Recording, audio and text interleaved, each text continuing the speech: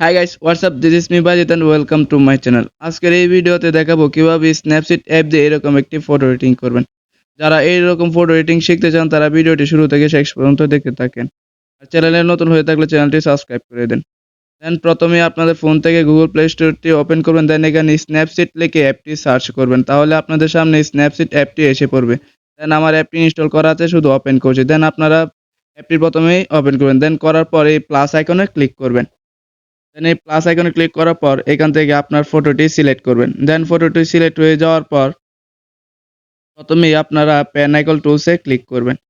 দেন pen icon টুলসে click করার পর এরপর নিচে স্ক্রল করবেন। দেন করার পর ডাবল এক্সপোজারের একটা আইকন পাবেন, এটাতে ক্লিক করবেন। দেন এটাতে ক্লিক করার পর এরপর হচ্ছে গ্যালারির মতন একটা প্লাস আইকন আছে, এটাতে ক্লিক করবেন। দেন করার পর এখান থেকে আপনারা এই ব্যাকগ্রাউন্ডটি সিলেক্ট করবেন। দেন ব্যাকগ্রাউন্ডের লিঙ্ক আমার ভিডিওর ডেসক্রিপশনে দেওয়া থাকবে, সেখান থেকে ডাউনলোড করে নেবেন।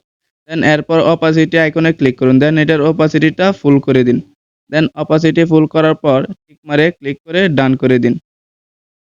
দেন এরপর আবার এই উপরের এডিট স্ট্রোকে ক্লিক করুন। দেন এরপর ভিউ এডিটে ক্লিক করুন। এরপর হচ্ছে ডাবল এক্সপোজারে ক্লিক করুন। দেন এরপর এখান থেকে ব্রাশে ক্লিক করুন।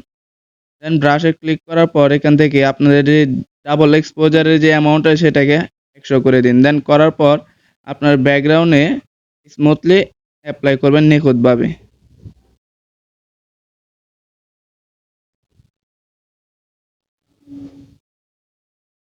দেন আপনার যদি ভুলে আপনাদের মডেলের মধ্যে অ্যাপ্লাই হয়ে যায় ব্যাকগ্রাউন্ড, তার জন্য যে এক্সপোজারের যে অ্যামাউন্ট আছে সেটাকে 0 করবেন প্রথম। করার পর আপনার মডেলে অ্যাপ্লাই করলে ব্যাকগ্রাউন্ডটি রিমুভ হয়ে যাবে আপনার মডেল ফটো থেকে। দেন আবারও এটার ডাবল এক্সপোজার যে অ্যামাউন্টটা আছে সেটাকে 100 করবেন। দেন করার পর স্মুথলি আবার পুরো ব্যাকগ্রাউন্ডটাকে অ্যাপ্লাই করতে থাকবেন। তো বন্ধুরা, আমি ভিডিওটি ফাস্ট করে দিচ্ছি, আপনারা নিখুঁত আর সময় লাগিয়ে করবেন, তাহলে খুব সুন্দর হবে। Head down, push forward through the tough times, 'cause anything worth doing is a tough climb. And I ain't gonna give up, got too little time, I'ma live up.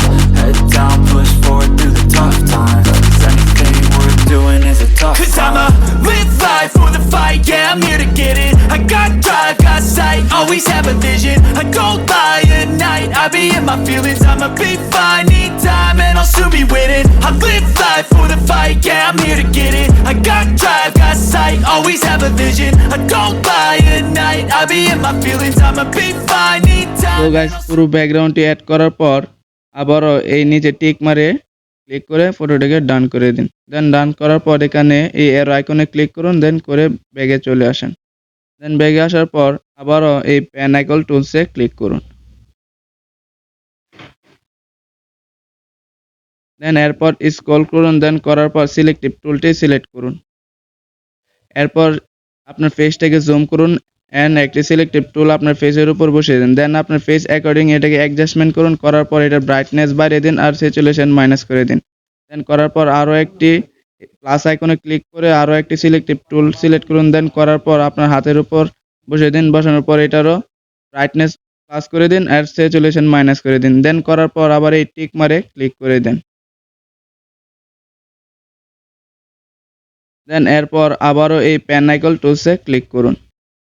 দেন এখান থেকে আপনারা হচ্ছে প্রোটেক্টটাকে সিলেক্ট করুন। দেন এখান থেকে আমাদের ফটোটাকে স্মুথ করার জন্য আপনারা এখান থেকে স্মুথ টু যে লেয়ারটা আছে এটাকে সিলেক্ট করুন। দেন করার পর বাই ডিফল্ট প্রথম যেটা আছে এটাকে অল্প একটু বাড়িয়ে দিন। দেন স্ক্রিন স্মুথ যেই নাম্বার 2 লাইনটা আছে এটাকে 100 করে দিন। দেন করার পর নিচেরটাকে বাই ডিফল্ট এত রেখে দিন। করার পর এখান থেকে আবারও টিক মারে ক্লিক করে দিন। দেন এরপর আবারও এই পেন আইকন টুলসে ক্লিক করুন।